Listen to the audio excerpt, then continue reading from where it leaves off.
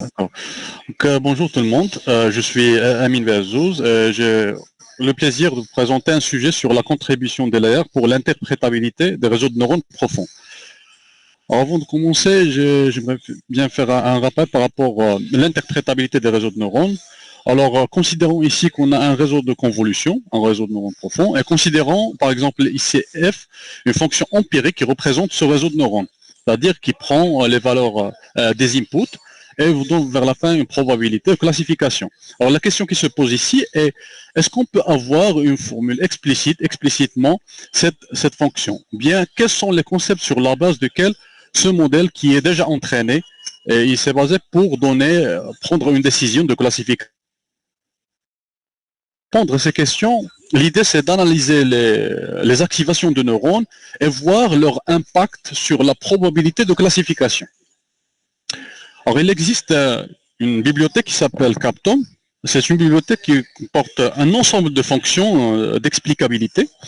Donc je vais vous montrer, découvrir les différentes fonctions d'explicabilité. Il s'appelle Captom.ai.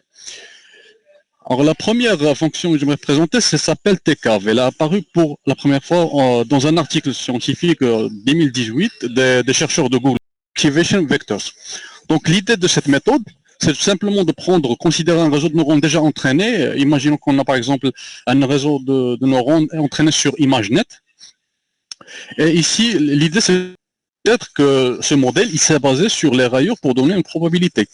Donc la démarche, la méthodologie consiste à construire des images qui ont quelque chose en commun, un caractéristique, ce qu'on appelle un concept. Un concept en commun ici, par exemple, d'utiliser cette fonction, surtout ce qu'on appelle TCAV score, on peut la voir comme une corrélation entre le concept, qui est ici les rayures, et la probabilité de classification. Ici, on a pris un exemple d'un tigre.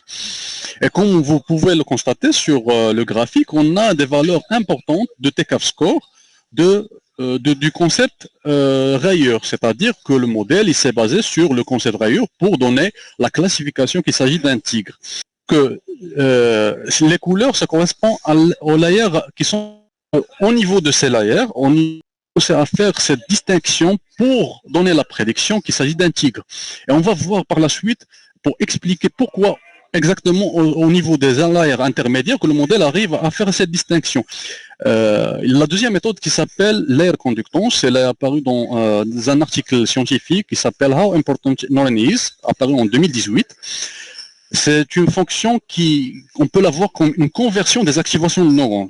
On ne peut pas travailler directement avec les activations de neurones. C'est une transformation qui peut un neurone par rapport à la probabilité à la classification. Je donne un exemple. Si on prend l'exemple des images des lions, si on fait l'extraction de l'utilisation de cette fonction, qui est la conductance, on va constater qu'ici, il y a certains neurones qui prennent des valeurs maximales, c'est-à-dire ils ont une grande importance par rapport à la probabilité à la classification qu'il s'agit d'un lion. Par exemple, une classe de chats, on va voir qu'il y a un autre groupe de neurones qui prend des valeurs maximales par rapport au premier groupe qui est des images des lions. Et si on passe au troisième image, groupe de neurones, il est responsable de la classification. Et donc, l'air conductance, il peut nous donner une explicabilité par rapport à le comportement des neurones au sein d'un layer donné. Il y a une troisième fonction, dans un article qui s'appelle Neural Activation Patterns, 2022. Donc l'idée c'est simple, c'est de considérer les activations de neurones de chaque layer et essayer de faire une segmentation de ces neurones, de ces activations, et puis de visualiser, revenir en arrière, visualiser les inputs correspondants de layer numéro 2. On va voir que son rôle, sa contribution, c'est de détecter les natures des objets. Mais si on passe plus profondément, si on prend les activations de convolution 4, et si on arrive à les segmenter, on va voir qu'il y a un segment, par exemple des neurones qui ont le même profil, mais qui correspondent à des images de véhicules. Et la dernière, c'est la prédiction et qui correspond à Moving Van.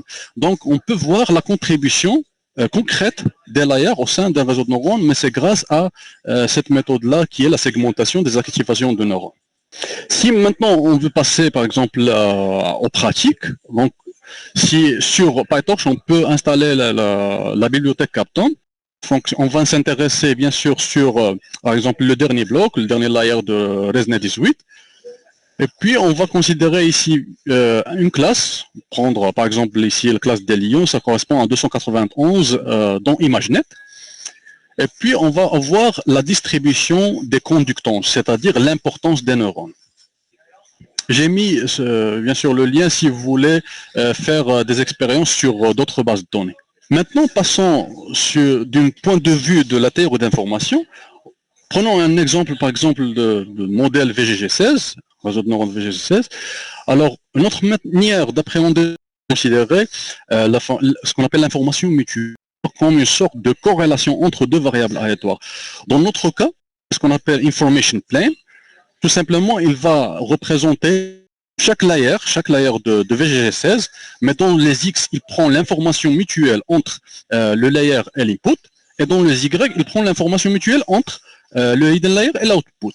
Déjà, Naftali Shishbi, il a montré ce qu'on appelle des points de bifurcation. Ça veut dire quoi? Ça veut dire qu'à partir d'un certain niveau, certains layers, on va constater qu'on va avoir des valeurs importantes d'information mutuelle entre le layer et l'output, mais par contre, on va minimiser les informations qui sont inutiles pour s'approcher de la probabilité, la prédiction finale. Il y a une autre manière d'analyser les contributions des layers, c'est de visualiser l'information mutuelle, mais cette fois-ci au niveau des layers. Par exemple, ici, si on constate sur, par exemple, la durée d'apprentissage, on va constater qu'à partir du layer 7, on va avoir une certaine compression de l'information. Ça veut dire que le modèle va commencer à retenir juste l'information à la prédiction finale. Il va commencer à se débarrasser de toutes les informations qui sont inutiles. Donc, c'est à partir de ce layer, et donc, ça rejoint ce qu'on a vu tout à l'heure, si vous vous rappelez, la méthode de TECAV, l'explicabilité. On a constaté que le concept de Rayu, les layers intermédiaires. Et ici, ça montre que effectivement, dans les layers intermédiaires, il y a une de compression d'informations. Ça veut dire que le modèle, il va commencer à retenir la bonne information jusqu'à les layers intermédiaires. Et donc, on peut voir que ici, l'information, la théorie d'information peut nous répondre aux problématiques aussi bien sur les artificielles. Et voici ici, j'ai mis quelques références pour l'explainable AI. Voilà, merci.